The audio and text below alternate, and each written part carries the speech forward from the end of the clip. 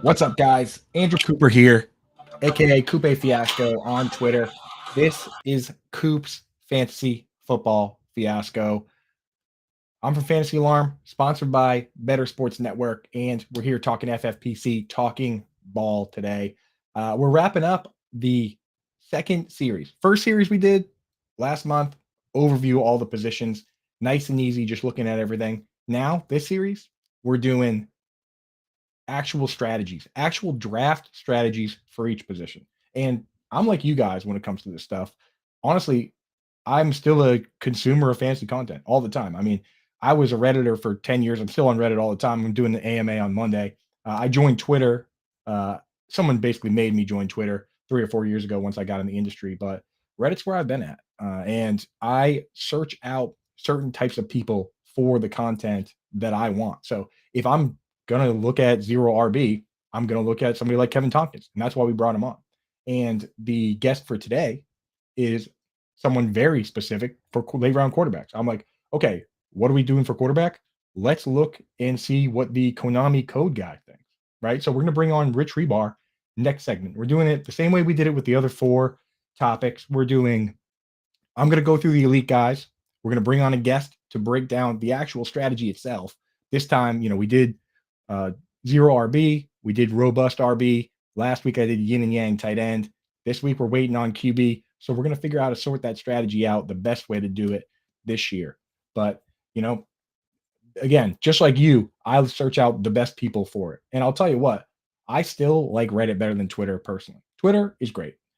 The analogy I have for it is picture yourself being a band, right? On Twitter, everyone's following you because they already kind of like you, or at least they want to know what you're saying. That's like if you're a band like Primus and you're playing a concert and it's all your fans. You're going to get more positive feedback. On Reddit, that's like going to Bonnaroo and you're playing to a bunch of people that are there not to see you. They might not be there for the music. They're just there to hang out. So your stuff better be good, and they're going to tell you if it's not. So that's why, Twitter's fun for the positive feedback and the memes and everything. But if you want to really get better at this game and get better at writing, get better at all those things, go over to Reddit and drop your stuff over there and see what they have to say, because those guys will let you know exactly what's up. And you guys, let me know exactly what's up with this show. If you like it, if you don't, who you want to see as guests, I'm always open to it. And I love when you guys trickle in the chat and hang out. Scampers, what's up, brother? What's going on, guys? So let's get to the topic at hand. Quarterback this week. We're going to be looking at the elite guys now. We'll bring in Rich Hribar, and then I'll wrap it up with the dynasty guys after. This year, everyone that's done a draft so far or a mock draft, what you'll notice is that quarterbacks are going higher than ever. And it's been trending up the last couple of years, but this year it's really hit a peak. I mean, we see 3 quarterbacks going by the end of round 2. You have 4 or 5 by the end of round 3. And by the end of rounds 4 to 5, sometimes 7, 8 guys off the board. That is wild to me, considering the history of this game. I mean, even just last year, I looked at it, 2022, 1 QB off the board by round 2 was Josh Allen. By the end of round 2, only one other guy went, Justin Herbert. And by the end of round 4, you basically saw Patrick Mahomes and Joe Burrow go. That was it. Like first 4 or 5 rounds, maybe 4 QBs. This year, 7 or 8. I personally believe that best ball and the proliferation of that is to blame, with people drafting Kelsey in the first round, having to stack with Mahomes, drafting Stephon Diggs and A.J. Brown, having to stack Josh Allen and Jalen Hurts. Of course, Jamar Chase and T. Higgins go so early that someone's going to reach on Joe Burrow, and it just pushes the whole thing, right? Someone takes Mark Andrews, they turn around and take Lamar Jackson, and it's carried over now into this format here. And there's honestly, in my opinion, room to make some money by waiting on quarterback. So that's what we're going to talk about today. I will say this, though. I wanted to point out that the shift from quarterback, part of it could be due to best ball, but another part of it is that right now, quarterbacks are scoring more points than they ever have in the past. I decided to go and see if there was anything behind the trend numbers-wise, and there is something there, right? I took players that have played at least half a season and looked at the all-time seasons in terms of points per game, right? At quarterback, 10 of the top 20 seasons in points per game have come in the last 3 years, just the last 3 years. Guys like Jalen Hurts and Josh Allen, and obviously Patrick Mahomes lighting the world on fire. 10 of the all-time 20 seasons in points per game. So it doesn't matter if there was 14 games or 16 games or 17 games or whatever, have come in the last 3 years. Compare that to wide receiver, 2. Only 2. Cooper Kupp and Devontae Adams cracked the list. The rest of them, it's older guys, the Jerry Rices of the world, and even going back to guys like Randy Moss and Terrell Owens. Like it's not quite the same right now. At running back, one. The big names, obviously when you go back through all time, you're going to run into like Eric Dickerson and stuff like that. But the whole era with Priest Holmes and Sean Alexander and LaDainian Tomlinson and Marshall Faulk, those days aren't coming back. It's split backfields now. So the only season from the last 3 years that cracks the top 20 in points per game is Alvin Kamara in 2020. So there is a little bit behind the trend. At tight end, obviously, it's easy. It's four of the top 20, and they were 2 Travis Kelce, 1 Mark Andrews, 1 Darren Waller. We already kind of knew that, But that's what's pushing the trend. And so part of it is best ball, part of it is that narrative, but there is something behind it. But me personally, deep in my heart, I still feel the same way that I did back in early 2000s, same way I did back in 2010, same thing I did back in 2015, right? In 2016, quarterbacks, you could get them whenever. 2018, 1 quarterback went off the board in the first 3 rounds. 1 quarterback compared to this year where there's 5. And, the QB4 back then was going off the board in the 6th round. So QBs, they're relying all over the ground there. I still feel the same way where I look at my team at the end of the draft, and if I take a quarterback early, I just don't feel that good about it. Especially even when I stack Lamar Jackson and Mark Andrews, I look at my team and I say, where are my studs? Where are my running backs? Where are my wide receivers? And my heart and my head, they still feel that way today. And if you feel that way, then this is the show for you. Because we're going to go through the elite guys now and say where and when you just say, okay, enough is enough and draft them. But if you do fade them all, we'll tell you how to piece it together with the later round guys coming up, second segment with Rich Hribar. So first things first, let's look at the ADPs for these elite guys. For that, as always on this show, we're using FFPC ADP. I use that because these guys have serious skin in the game. These leagues, I know you can play leagues from $5 all the way up to 5,000 over there, but you don't usually go over to FFPC to play $5 leagues. Of course you can, but the real ones, the $2,000 main event, those leagues are dead serious, and it's only high stakes, serious gamers playing. And I like to see what they're doing because they're the ones that make the moves first. They were way ahead on Darren Waller and had him up at tight end 4, now sometimes going at 3, way before the rest of the industry. And now you see in your drafts, when you do real drafts, when you look at like the Queen's Classic and the King's Classic from FSGA, that's where those guys are going. So these guys are ahead of the game. That's why we look at theirs. So what we have for the elite guys, Earn Dog, if you could pull up that graphic, Ernie put a nice little graphic together for us to help visualize it. You've got Patrick Mahomes going in the 2nd round, Jalen Hurts, 2nd round, Josh Allen, 2nd round. Crazy town with those guys. Me personally, my policy on both quarterback and tight end has been the same for quite some time here, where I'm only taking a quarterback once all the players are gone that could be the number 1 flex player in the league. We talk about positional scarcity. We talk about all these other things. At the end of the day, the number 1 flex player is the guy that scores the most fantasy points as a position player. And I'll tell you what, it's never been a tight end. No matter how good Travis Kelce's been and how great positional scarcity is and all those things, it's actually never happened at tight end. So I make basically what I do is I make a big list of running backs and wide receivers that I think could be the best player in the league. As simple as that. And then when those guys are gone and they're spent, then I start taking a quarterback. And for me, that's not until the very end of the 2nd round, often the early 3rd round. So I really don't end up with much Patrick Mahomes, and I'm okay with that. And Jalen Hurts and Josh Allen, my policy on them is I will take them, but it's at like the 2-3 swing. If they get there, then I can't let them go. But they very rarely make it that far. Anybody that joined us for the Fantasy Alarm Best Ball Draft that we did 2 days ago, Josh Allen did make it to the swing there, and I would have taken him in the next round if he had fallen, but they usually don't make it past that. So for those first 3 guys, that's my policy. I'm taking them in the 3rd round if they're there, and that means I'm not getting them. So, and that's fine with me, honestly. Lamar Jackson is a guy, that's one of the few guys that I will take at ADP. I'll take Lamar Jackson at ADP just because we've seen the difference making upside for him. It's the same as what we see from Jalen Hurts. It's better than what you get for Justin Fields. This guy's been an MVP of the league where he led the league in passing touchdowns and also ran for like double-digit touchdowns. We're talking like Cam Newton MVP season style of play. That is just difference making, and them bringing in Todd Monken to run the air raid and change things up, it means all the difference to me, honestly. So I'm willing to take him at ADP. But again, if you are just committed to late round QB, only take him if he slides. That really is how you should treat these elite guys. If you want to go late QB with us, is only take them if they slide.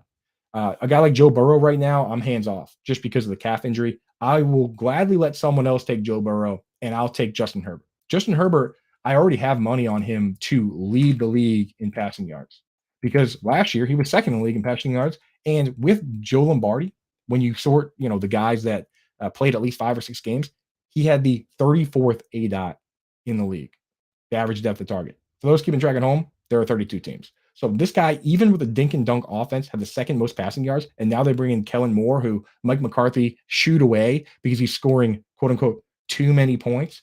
Earn Dog, you can bring that graphic down if you want now. He's scoring too many points and he's not giving the defense time to rest. I mean, my goodness, doesn't that sound good for fantasy football? Doesn't that sound good for laying a little scratch on the to lead the league in passing yards, right? So yeah, give me Justin Herbert. Those are the 2 guys I'm really taking there. I'm not taking Joe Burrow. I'm not really taking Justin Fields. I will take, but somebody always gets froggy and takes him way earlier. The ADP of 42, QB7, that's not how it really goes down in the expert leagues I do and the mock drafts and in the hometown leagues where my buddies just go wild. Justin Fields, he never really slides, quote unquote. So I'm taking Lamar Jackson if he slides. I'm taking Justin Herbert if he slides. And then Trevor Lawrence, I put in this group because his ADP is 50 and he is separated from the next crew. But again, what are we really expecting from him in terms of difference making upside? Can he be a guy that goes full 2013 Peyton Manning and throws 55 touchdown passes? Possibly. Honestly, I wouldn't necessarily rule it out. But if he's only going to run for 200, 300 yards, then he kind of has to. There's a whole group of guys, Joe Burrow, Justin Herbert, that kind of have to do that to a certain degree to have that upside. I'd rather bet on Justin Herbert with Mike Williams and Keenan Allen and Quentin Johnston and Austin Eckler, and Justin Herbert essentially being a top 5 QB all time in points per game when you sort quarterback points per game, quarterbacks that play at least 5 or 6 games. He's top 5 all time in fantasy points per game, right? So I have no problem taking Justin Herbert there. Trevor Lawrence is still just a little too hypothetical. So if you want to take advantage of those with me, go over to myffpc.com, use promo code ALARM, and they'll match $25 if you deposit 35 or more. So that's what I'm doing. If I'm playing this late round QB game, then I'm taking Lamar Jackson if he slides. I'm taking Justin Herbert if he slides, and that's about it because we can piece it together. And especially in a single QB league, there's a lot of guys out there that there's guys that have been the MVP of this league that are going QB 15 and 16. There's a guy going 15 that's been a back-to-back MVP of the league. So we can piece it together. And that's why when it comes to this stuff, I said, hey, you know what? I'm going to talk about what I'm doing, and people want to hear that. But what they really want to hear is from the experts of the experts when it comes to certain positions. Me, everyone knows I'm a bit of a tight end guy. So when we did yin and yang tight end, I talked the whole time last week. I talked my face off. Today, if we're going to go with a QB guy, why wouldn't we go with the Konami Swami? Why wouldn't we bring in Rich Hribar himself, dude, and ask him what he thinks? So that's what we're going to do. We're going to hear real quick from our guys actually, why don't we just bring them on? Forget the ads, Hribar. There's no time. We only have an hour here, right? Hey, yeah, what's going on? Yeah, I listen. Anytime we can bump some ads, I think the people appreciate it. Nah, forget it. We'll do a when you take off, we'll throw a little FFPC in there. We'll hear from those guys. I do like to hear from those guys. They got some good takes, but I mean, time is money, right? Yeah, listen, it's that type of season. Everyone's got drafts this weekend and next. It's kind of like the two kind of weekends that we're just looking forward to the most, and then it all begins. It's like the Jesse Spano gif, it's so excited and also so scared. I'm starting to prep like the week one worksheet, and it's like, oh, it's here, like It's analyzing week one games. it's crazy, man. It is crazy that we do this all year round, but best ball, it's nice and all, but it's nothing like that hometown draft that you set for like Labor Day weekend, right? That's what it's really all about, man. So Yeah, I mean, I love the best ball leagues, and I love that it keeps a pulse on like the ebb and flow of like player movement, throughout the offseason. But there's still nothing like your redraft leagues, especially with the camaraderies involved, right? Like the getting together with your friends. My home league's up to 17 years this year, and it's largely an excuse for us all to get together. Like the prize and stuff, like is fine, but like it's fun to just get together and hang out. exactly. It's oh my god, the home team traditions and like the trash talk during the draft is, I mean, it doesn't get better. We have a lot of traditions with ours. Obviously, everyone takes finishes their drink the first time a Patriot is drafted. We're all New England guys where I live. We also someone always picks a player that's already been picked.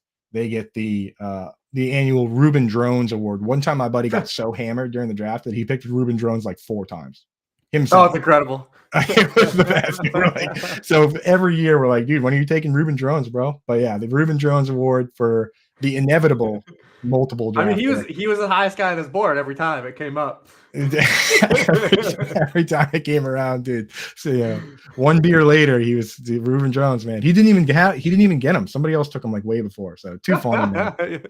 That's the best part is he didn't even have the guy. They never got him. Never got him once. But anyway, we didn't bring you in to talk Ruben Drones. We brought you in to talk QB strategy. Again, the Konami code, man.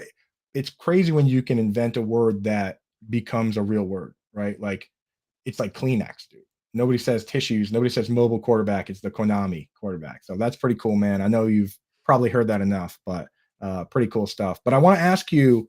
So I just went through the top 8 quarterbacks. We had Patrick Mahomes, Jalen Hurts, Josh Allen, Lamar Jackson, Joe Burrow, Justin Herbert, Justin Fields, Trevor Lawrence. If you are going to take one of those guys, which one are you taking? I mean, obviously, so I want to take the third of the top 3 guys. It could be in any order, right? Like they're all kind of they could be mixed up. I personally have Hurts 1, but so like if I was able to get Hurts at QB 3, like at a palatable price, like that would be the most ideal situation. Obviously, you're at the mercy of the room, right? Like how aggressive is your room on quarterbacks? Sometimes I always tell people like your league better than I do. Sometimes quarterbacks will go later, right? Like than you expect. So you kind of just have to play it by ear. Sometimes they're hyper aggressive. So each room is different, but you never want to be the first person to take a quarterback because you don't know when QB2 is coming off the board. Now, granted, those 3 guys are typically clustered up and in more or less drafts, they'll be in a tight pocket. But what if, you take Patrick Mahomes first and it's 18 picks later and Josh Allen goes? Dude, isn't that the worst feeling? It's just a terrible feeling. You don't know. And So, I mean, I honestly will just start I'll start saying stuff. If I do that, I'll be like, oh man, if you don't have a QB now, you're screwed. Even though I have the only one. I'm like, you gotta start. Try and get that QB run going. So I mean, you look at the history. So the quarterback has changed, especially like in recently. So particularly the past 3 years. But even with some regression last year, I mean, last season's top 24 scoring quarterbacks still had their 3rd highest correlation rate to points per game. And even with some late round QB hits last year, when you reduce that to the top 12 quarterbacks, the QB1s, it remained just as strong. In the past 3 seasons, top 12 quarterbacks in their ADP carry a correlation to fantasy points per game of over 50%, which is absolutely bonkers that we're getting. And it's really easy to kind of see how we got there is because gamers have been able to identify the archetype of quarterbacks that are just really hard to combat in fantasy. When I wrote the original Konami Code, pretty much your fault, by the way. It is. But when I wrote that article 10 years ago, it's going to be 10 years old this September, Wow. Which is dating me. But, it was about how the rushing performance for quarterbacks that were perceived bad quarterbacks was undervalued. The Tim Tebow's, you think of like when Taysom Hill got the start. Justin Fields last year was kind of a more traditional Konami quarterback. But as time has progressed and just more athletes are playing the position at quarterback, it was only a matter of time till we started to get good passers that were athletes too. And once that happened, like the floodgates open and people were to say like, oh, like, because you can always arbitrage some passing, right? because there still is a surplus more of pocket passers than there are athletic quarterbacks, which is great because we still don't know where the ceiling for like this goes. But gamers have been able to say like, oh, I've got Josh Allen, who not only is rushing for 700 yards and 5+ rushing touchdowns, he's also throwing 35 passing touchdowns and 4,000 yards. And that combination is just hard to beat. And it's made really hard for like that sub tier of guys. When you look at like Burrow, Herbert, and Trevor Lawrence, those guys do give you a little bit of rushing, but those guys have to be so prestige from a passing level that like to even compete with being the QB1 overall, which I believe is thin, but they have to throw like 40+ passing touchdowns. And that's just like hard to bet on, like even for guys that good, and then maybe being the most probable guys to do it. It's just hard to say like, I need 40 passing touchdowns on my quarterback this year. It's just really hard. So like even that subset tier of like Lamar Jackson and Justin Fields, who are kind of like sandwiched in between those guys, like those guys kind of belong in their own space, just because if you do get the passing from those guys, like those other guys still can't catch them. They may not be as safe as like the Burrows, the Lawrences, and the Herberts from a passing stance, but if you do get that combination, it's just hard to flag down that archetype, and gamers have identified it. Right. It's like if you look at Josh Allen, he's basically the passing of Kirk Cousins or a Jared Goff plus the rushing of like Aaron Jones. You know what I mean? Like which means that guys like Cousins and Goff will almost never catch up unless they go crazy. And the mistake people make is they try to say, well, all right, I'm going to do 6-point passing touchdowns, right? It's going to reduce the Konami, but it's like tight end premium. All you do is you make the really great players even that much better. Like if you give Josh Allen 6-point passing touchdowns, he just becomes even better. It's the same thing with Kelsey and tight end premium. Like you don't make like you neuter some of like the traditional Konami guys. Like you would make Anthony Richardson worse probably in a 6-point passing touchdown league, but you just make the elite guys even better. Exactly. It's like my bathroom's flooding. Why don't we just we'll put more water in there and wash that water out, right? That's what you're doing with the 6-point passing touchdown. And I will say about your Konami Code article 10 years ago, I got like a list of kind of my personal article Hall of Fame, which Konami's in there. The Sean Siegel's fragility, the fragility, that was 10 years ago too. And now you look at the landscape and that's like the most popular strategy. Right. Those are the two most popular strategies. So 10 years, that means 2029 or so, people will actually start using yin and yang tight end, I bet. There you go, saying, what are you talking? Like, what is that? What are you talking about? Right. So my time will come, Rich. My time will come. But yeah, man, it's just cool that to have something like that tied to your name where you set the tone. So why don't we get into it, man? Why don't we get into it? The top 8 guys off the board.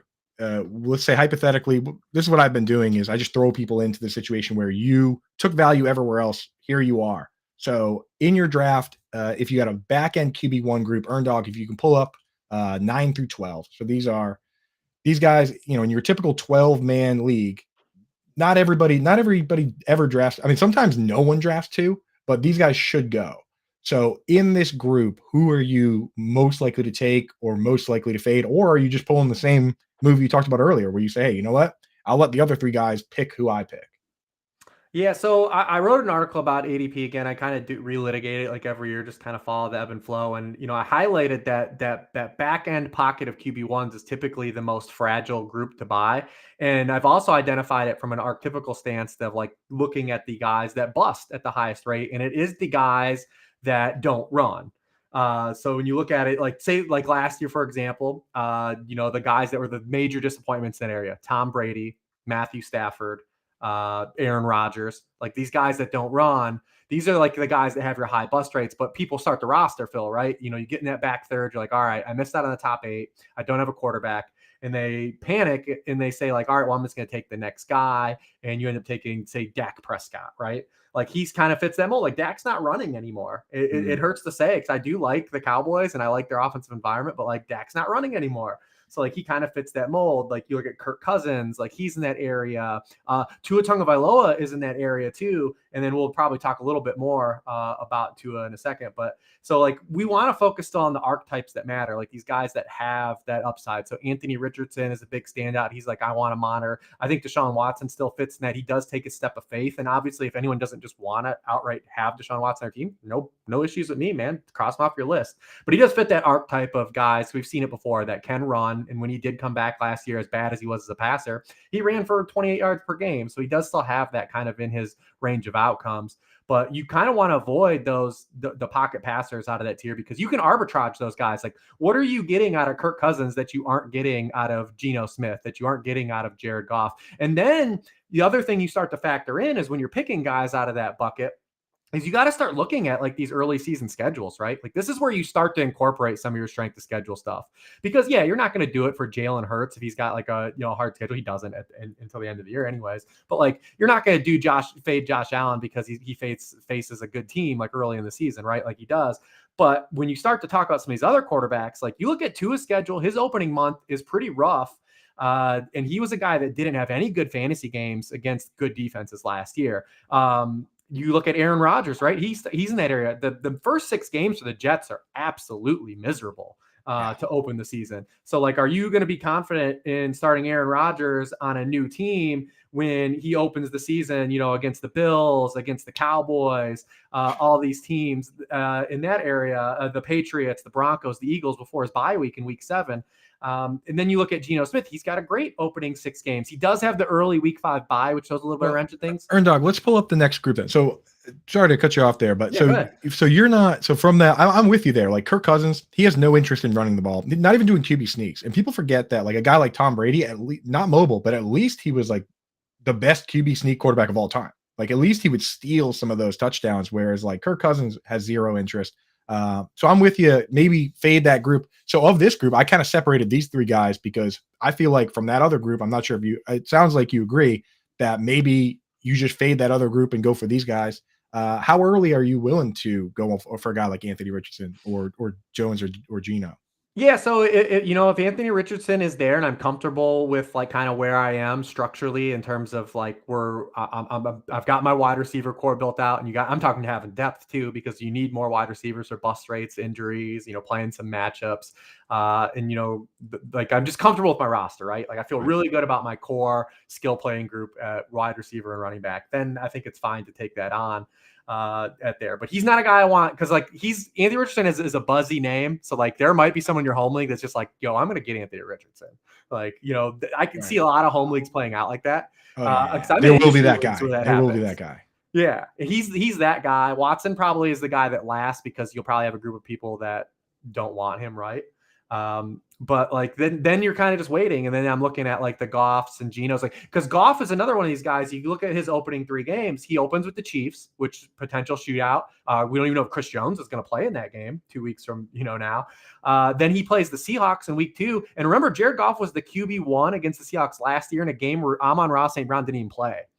And then he's got the Falcons the week after. I expect the Falcons to be improved defensively, but like we're talking about them early in the season, are they gelled at that point? Stuff like that. So you're getting like some of that early season start. It's when you start incorporating the strength of schedule to some of these guys because you're able to arbitrage the passing from those guys. Daniel Jones is the trickiest guy for me, right? Because he has that rushing, but he's not the kind of like Konami rusher that's like consistent. Like Daniel Jones will have a game where he runs for 50 yards, and then he'll have a game where he runs for like 10, right? Like he looks like when he runs, he doesn't run. He doesn't look anything like Lamar Jackson, the other guys. He looks like a businessman that's like trying to catch a cab in the rain. Like he's like, you know what I mean? Like he looks like he's running against his wishes, right? And then you look at the Giants, and you look at Daniel Jones first. And last year, he had no good games against the good defenses. Literally, his over/under for passing touchdowns right now at books is 17.5. So we know like no one's really factoring any passing. He was 30th in passing points per game for quarterbacks last year. His best game against a good defense was the Eagles in a game where he did have the rushing. I think he ran for 28 yards and a touchdown that game. But all of his other good games, Bears, Lions, Colts, all bad defenses. Then you look at the Giants schedule, they have our 32nd ranked passing schedule. He opens against the Cowboys, a team he was bad against both games. He's at the 49ers in week 3, the Dolphins in week 5, the Bills in week 6, the Jets in week 8, the Cowboys again in week 10, the Patriots in week 12, all before his bye. And from a stance of Daniel Jones, like he does give you that rushing upside to say like he could rush for a touchdown or he could give us some jailbreak rushing points. But are you, from a confidence stance, ever going to be expecting ceiling weeks from Daniel Jones in those games? You're probably not, right? So he's probably three touchdown week. This guy, look at the last couple of years. What, 10, 11? Last year he threw for 15 touchdowns, right? Like his rookie year with 24 was his best year in terms of touchdowns. He hasn't come close to that. So when they say 17 touchdowns in a 17 game season, I'd be shocked. But you're just not going to be expecting ceiling weeks from him in like those weeks. So like that makes him already more of like a 2 QB guy for me than a 1 QB guy. So yeah, I mean, the guys, when I get like firewalled off at the position, like you laid out, I'm monitoring where Richardson and Watson go. Then I'm immediately kicking the can until, like, unless Dak falls, then I'm looking at Geno and Goff. Yeah.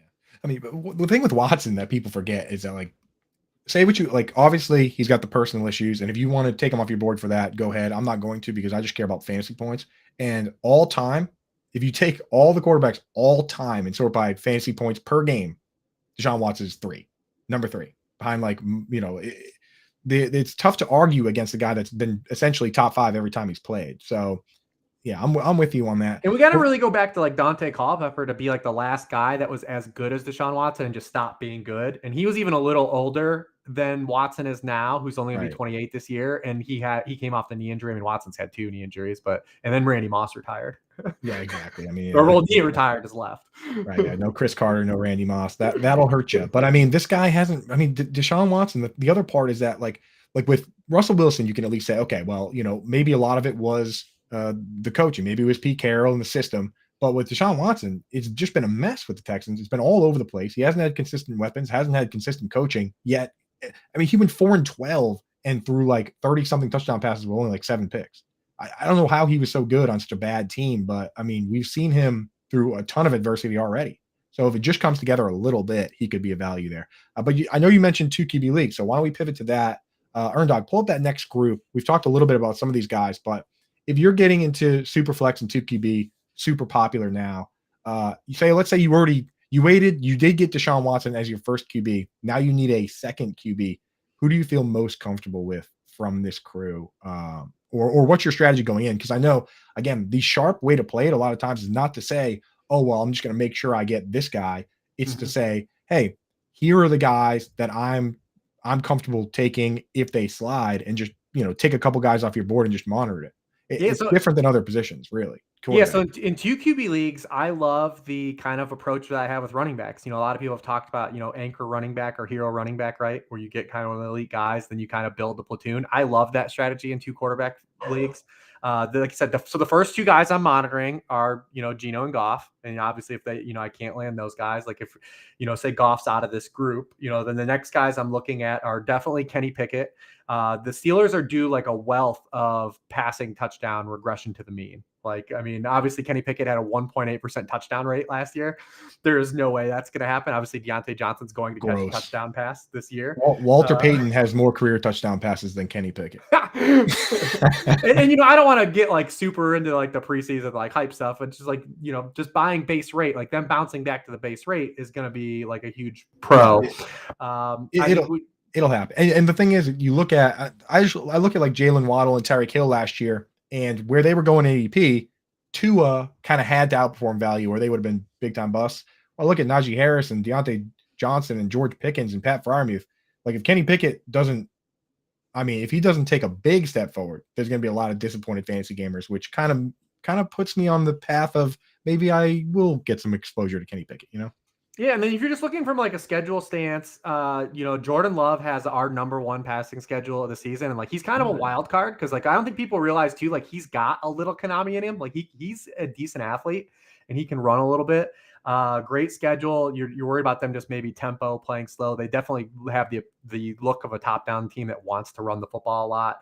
The Saints are the same way. Saints have a great schedule, but again, they're a team that were from weeks 8 on last year. The Saints were dead last in the NFL plays by a wide margin. They add Jamal Williams, they draft running back and start on. Like, this is a team that if they have a chance to grind the hell out of the football, really feel like they're going to. So it does scare me a little bit. And then Brock Purdy, I mean, why not just take a shot? Like, everything's kind of priced in, right? Like, I was kind of down on like people just like factoring in the 5-game splits of Brock Purdy and saying this is what he's this quarterback. I think there's a lot of questions. He's definitely not going to have a 9% touchdown rate like he did when he came in. But when you look at just the playmakers he has, like he just has to get the football to those 49ers guys. And the best thing about Purdy is you don't have to get the 49ers guys right. Like you don't have to take Deebo Samuel at wide receiver 20. You don't have to have Brandon Ayuk fight for these targets. You have to have George Kittle have like that spike. You just soak in like Purdy getting the ball to all these great players, and you take him. So I love to get two of like those guys. If I can get two of those guys, the one guy that really bums me out that I really want, and I know you had some funny tweets about him, because I was high on Sam Howell as a prospect, but dude, the Commanders' schedule is an abject nightmare. Like it is brutal, right? It is horrible. It's the same thing with the Giants. They're playing the AFC East, and it's man.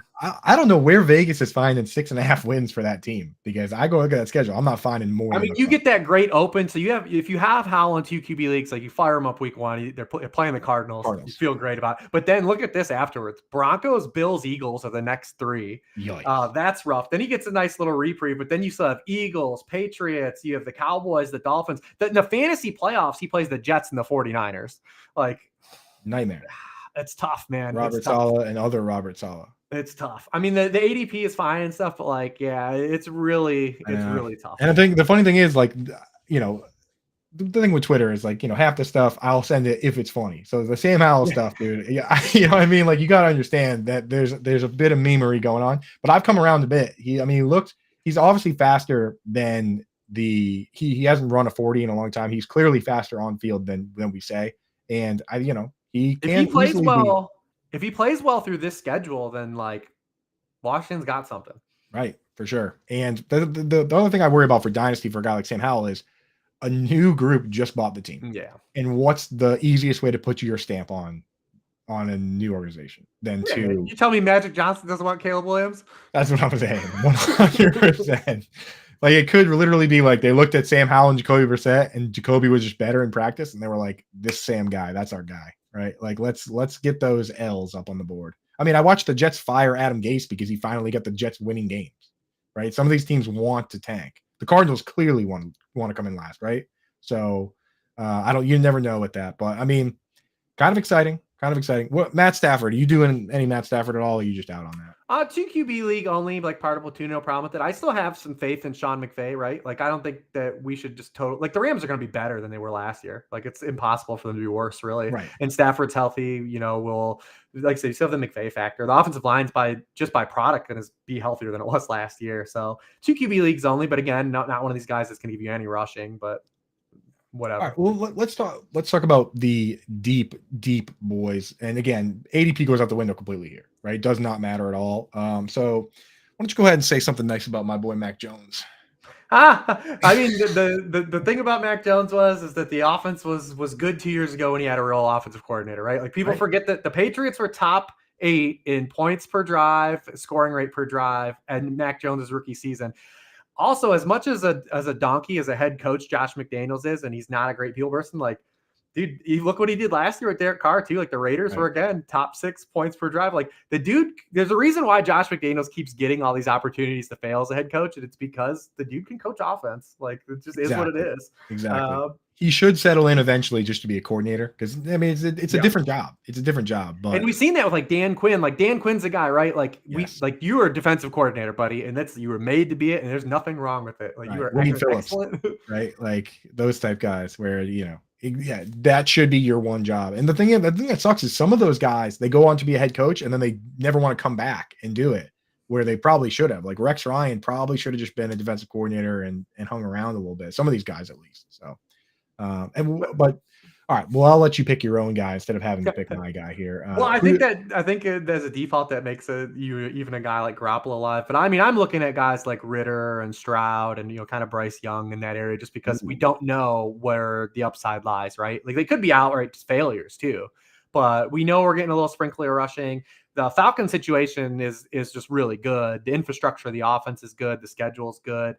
Ritter was really bad last year in the sample he played, though, and I wasn't high on him coming out. It's just a guy to kind of, like you said, at this point of the draft, we're just tacking on to these 2 QB rosters and hoping we find something. It speaks to how important the quarterback position is. When you look, the Falcons had one of the best off seasons I've seen in a long time. Like I feel like they brought the guys they wanted to bring back, like McGarry and the other linemen there. They brought Keith Smith back. They got Bijan Robinson.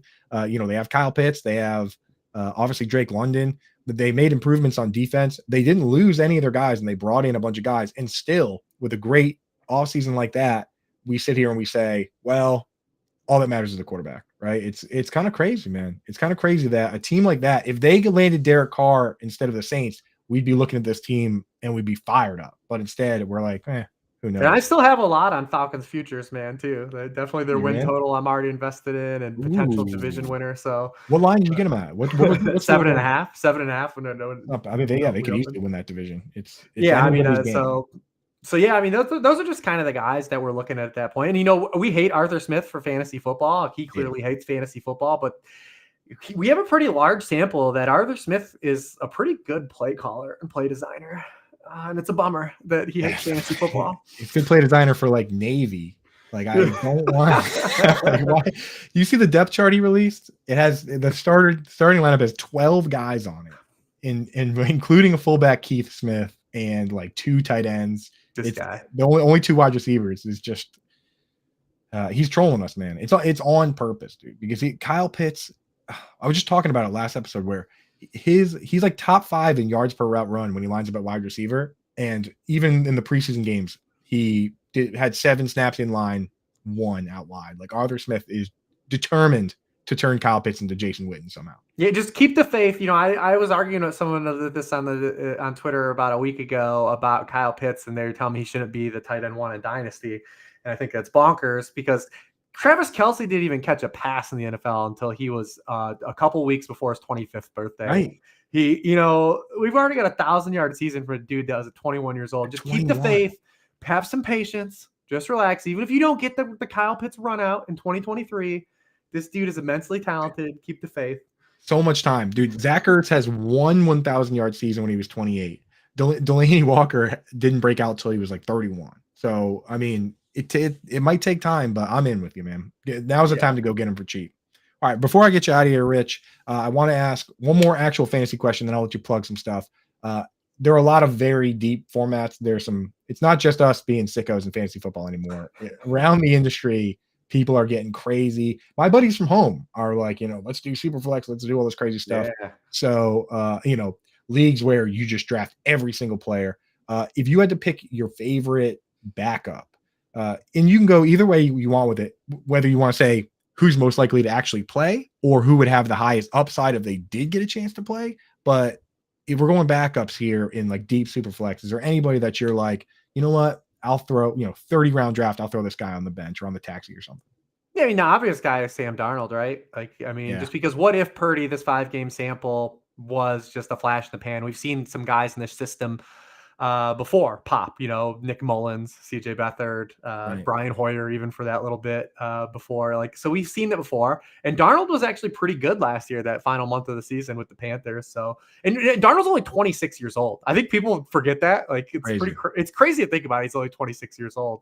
So he's going to hang around. So he's the guy that stands out the most.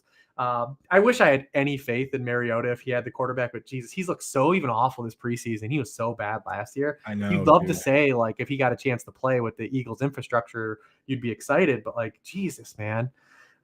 He's every once in a while he just flashes, man. Still, he just makes a play or has a game, and I'm like, maybe. What if, Yeah, I mean, either of the Titans guys are probably drawn live, if they get a chance to play, just because they are mobile. That's probably about it. Obviously, you still have Huntley down there. If Huntley gets a chance to play, Huntley playing with what the Ravens have built now compared to what Huntley did the last 2 years, when he's coming in with a bunch of vagabonds throwing into Demarcus Robinson. Because that just showed you how good Lamar Jackson was last year, right? Yeah. It's this is what Lamar Jackson was working with, and they were still somehow good. And then it just gets exposed when you remove a talent like Lamar Jackson off the field. But now you have Monken, and they're going to play actually 3 wide receiver sets. And Ravens fans why can't Tyler Huntley throw it to Devin Duvernay? What happened? What's going on here? Exactly. Yeah, it's a bummer that the Ravens waited till they had to pay their quarterback $260 million to structure the offense around him. But hey, What makes up for it is that the Tyler Huntley, like the contracts that you can give these or force upon these restricted free agents, it's like an indentured servitude. Like Tyler Huntley, people are like, why doesn't he get traded to another team? He's literally free. Yeah. He can't leave. Like he couldn't. There's no escape. Why even have restricted free agency when it's the most obvious move in the world to keep that guy? It's just crazy. No one's giving them a second round pick for. Does he have to sit down and actually put pen to paper on that contract? Like they make him sign because he has no choice, right? But like, do they actually say like you have to sit down and sign and actually physically sign the contract? It's crazy. I'll say the answer is just basically not Kyle Trask. Okay. Yeah. Okay, perfect. All right, man. Hey, well, thank you for joining us, dude. The Konami QB Swami breaking it down, and you actually have a show on this channel, Better Sports Network. Yeah, tell everybody about what you got going on, both with the show and everything else. Yeah. I'll have a show on Better Sports Network at 12 o'clock Eastern every Thursday in season with my guy Ray Summerlin. So look for that in season. So definitely look forward to being able to talk about some actual games, right? Like I said, I'm starting to prep the week one worksheet, and like I care about, because this is where like I'm the best at. I'm better at like the in-season calibration stuff, recognizing trends, playing DFS. Like that's my strength, and I can't wait to analyze these games. But if you do like anything else that I had to say on this show, want to check out the draft kit that we put together at Sharp Football Analysis, head over there. Anyone listening to this can use the promo code SHARP50 and get 50% off that if you're drafting this weekend and next. Go hit that up. Yeah, there you go, dude. That Sharp Angles podcast, man, just listen to you guys. Even listening to you guys talk about offensive line is captivating. I'm feeling it, man. So keep up the good work, dude, and we look forward to that in-season stuff. Absolutely, guys. Good luck the rest of the draft season. Yeah, cheers, man. All right, now we're going to let our buddies from FFPC say a little something real quick, and then I'm going to get into the deeper dynasty players, just like we've been doing with the other positions. We just sorted out pretty much the whole landscape. I mean, he just told you we got all the way down to Sam Darnold. All right, so now we're going to get into the deep dynasty stuff. Let's hear from FFPC. We'll be right back. Breece Hall right now, and I've talked to plenty of high-stakes players, I'm sure you have too, Kev. Had Hall not torn his ACL last year, he might have been the 101 in drafts this year. That's how good he was looking last year, and obviously with the addition of Aaron Rodgers. At the 305, running back 11 behind Derrick Henry and Ramondre Stevenson, right ahead of Jahmyr Gibbs and Najee Harris. Your thoughts on him as a mid-third round pick? How have you been attacking him? Have you been getting him at that spot so far this year? Yeah, if I start out with two wide receivers, Breece Hall is right at the top of the queue coming into the third. If I knew he'd be healthy for week one, I was still a little. Well, he'd be going higher than the mid third. Right. He may go 101. Well, RB1 at least. Yeah. But I don't think we know that, even if he's healthy in spring and the summer. Mm-hmm. I still like. If I'm running a team, if I'm the coach, I'm bringing him back slow.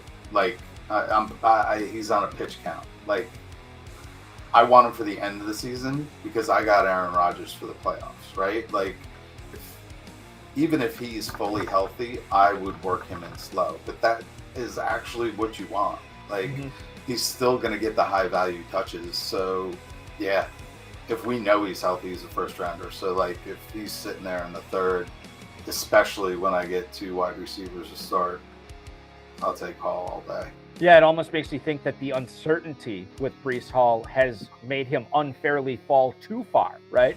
Like, right. Because we're talking about the team here in June. They're still hoping that he's ready for week one. This is not, we'll see what happens. We're taking it day by day. We're liking how he's coming along. No, they still think by week one.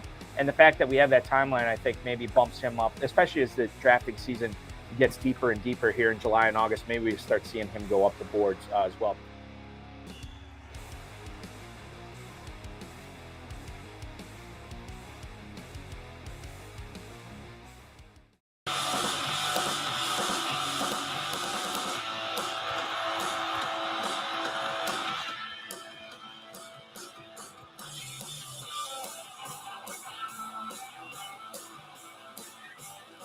Wow, let's go, baby.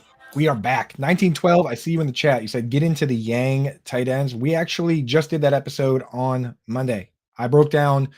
Usually, what I've been doing is I have the guest come on in the second segment to break down the specific strategy. Like we just did late round QB. Kevin Tompkins came on to do zero RB. On Monday, I broke down tight end, and I just did the second segment myself. I did the first two myself and just broke down the entire tight end landscape. So go check that episode out. It's up on Spotify, Apple, Amazon. It's on YouTube. It's David Gautieri. We had the guest come on third segment to do the dynasty stuff. That's how we've been doing these ones. This is the last one. And then next week, we're just going to get straight into some sleepers and busts. And we're just going to straight up go through a draft and tell you the targets and the guys we don't want.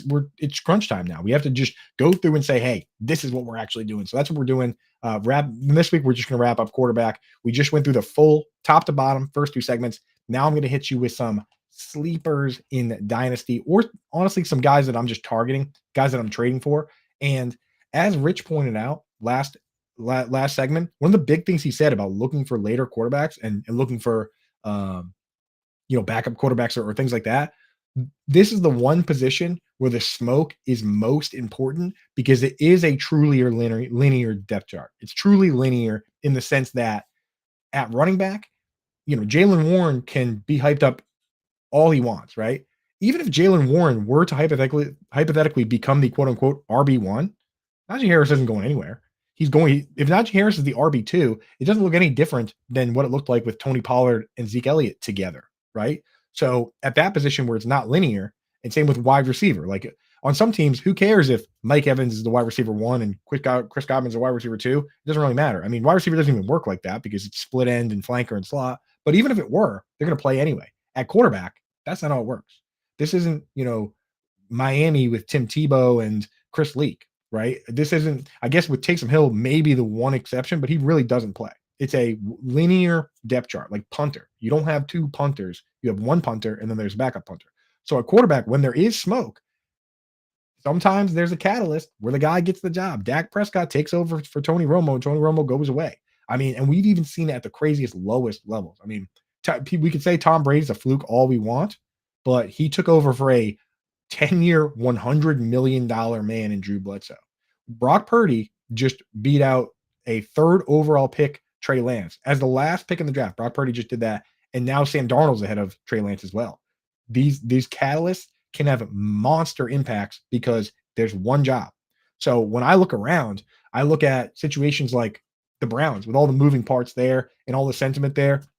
Like Dorian Thompson-Robinson was so good this preseason that they decided to move their other quarterback. A guy, Joshua Dobbs, that came in and played for the Titans last year when they needed a guy, played coming off the street over Malik Willis. So we know Joshua Dobbs can kind of ball, and this other guy can ball. And if Deshaun Watson isn't the big dog, then maybe Dorian Thompson-Robinson takes over. Maybe they decide, you know what, this Deshaun Watson experiment never worked. It doesn't work. People don't like it. So we're going to move on and do that. That's one side of it. The other side, Joshua Dobbs now just goes to the Cardinals where it's wide open over there. This new regime has no allegiance to Colt McCoy, right? Clayton Tune, they drafted him. He couldn't beat out Colt McCoy, it seems, right? David Blau, who cares? So it's entirely possible. Dustin points out in the chat, great point. Russ beat out Matt Flynn, who signed a massive contract. The Seahawks traded for Drew Lock, and Geno Smith won. And then Geno Smith was awesome. So that's what we want to look for. We want to look for smoke wherever we can find it. For me, there are some guys that I'm targeting in Dynasty at every level right now, especially in super flex leagues, but even in single QB. So we're going to look at, as always, Dynasty FFPC ADP over there. Again, FFPC gold-plated leagues. According to Eric Bachman from FFPC, they've never had a Dynasty league fold. They've never had one fold. People will leave, they'll come, they'll go, but they bring people in to replace them. And you can play leagues over there from $100 up to $5,000. So it doesn't get more heavy hitter than that. If you're serious about this, this is the place where serious gamers play. And if you want to play, go over there, go to myffpc.com, use promo code ALARM, and they'll give you $25 when you deposit 35 or more. That's for first time depositors. First time, go over there, get that in there. They'll give you a little dough, and you can either do a startup draft or you can go for the ultimate challenge, right? doing a startup draft, that's like climbing Everest, but everyone's kind of doing that these days. It seems cool, but it's not what the hardcore gamers are doing. The hardcore climbers are going over to Annapurna and they're climbing the mountain where like 1/3 of the people die trying to get to the top. That's picking up an orphan league.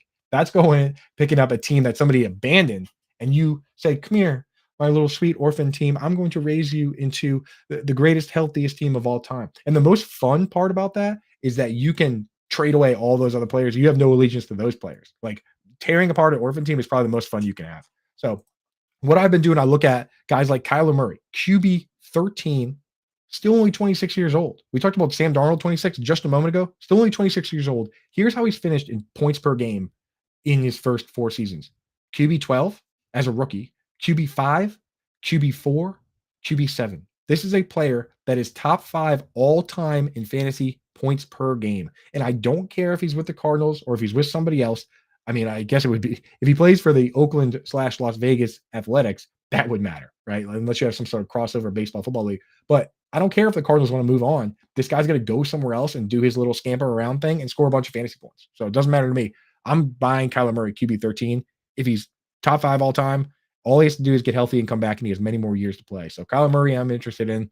We talked about him earlier, so I won't go too deep. Mac Jones, QB 28. This guy finished QB 18 as a rookie and had the second highest completion percentage all time as a rookie behind only Dak Prescott, right? He was QB 23 last year, and he's going QB 28 now. And we expect Bill O'Brien to come in and be better. Bill O'Brien orchestrated 2 of the greatest offenses of all time in NFL history, 2011 Patriots, and he was part of the 2007 Patriots. Those are 2 of the greatest offenses all time. And they kind of rebuilt something very similar. I know it's Tom Brady, Mac Jones isn't Tom Brady, and Hunter Henry and Mike Gesicki aren't Gronk and Hernandez, and Juju Smith-Schuster isn't Wes Welker, but those guys can play a similar role. And in your 2 QB Superflex leagues, Mac Jones can easily be a guy that you start every week. I mean, as a rookie, he was QB 18, which is squarely in lineups in Superflex and 2 QB. And the last one I'll talk about is a very deep player, and I know Dustin in the chat is a fan of this player. It's Hendon Hooker. I look at teams like, the Eagles and the Chiefs, where they had okay quarterbacks in Alex Smith and Carson Wentz, but Jalen Hurts and Patrick Mahomes came up behind and started for these teams that were already ready to go. If they move on from Jared Goff, this team is already fully built. And what if Hendon Hooker's just awesome? They drafted him. What if he is? Who knows? Like, he's coming off an injury, so he's probably not going to play this year, but I'm stashing a lot of Hendon Hooker. I think you should do the same. He's QB 35. And if you want to do that, go over to myffpc.com. Use promo code ALARM. They'll give you $25 when you deposit 35 or more, and you can go and do a startup and get these guys easily at ADP, or pick up an orphan team and just start trading away other people's assets that they left behind. Just start going crazy. That it truly is the most fun. So go over there and set that up. Listen to the smoke out there. I know we only have a minute left. We're going to go right up to it here. Listen to the smoke. There's smoke on Sam Darnold and Tyler Huntley, as Rich Hribar pointed out last segment. Stetson Bennett looked pretty good. Matthew Stafford, who knows? He could retire, man. Like, he's banged up. Like, look at Big Ben, Tony Romo, Jay Cutler. Guys that play the way he do, they don't last long. And then another one, Aiden O'Connell. Kind of interesting. Jimmy G doesn't do it. Maybe he'll be the guy. Anyway, that's it for us. We got to go. Follow us on YouTube. Subscribe on Apple, Spotify, Amazon. Coop's Fantasy Football Fiasco. We're doing it all year, and we're getting you ready for your leagues. Hang tight after this. Britt Flynn is on Better Sports Network, hitting the news, hitting everything important with Britt's Blitz coming up next. Thank you guys for joining us. Good luck in your drafts this weekend.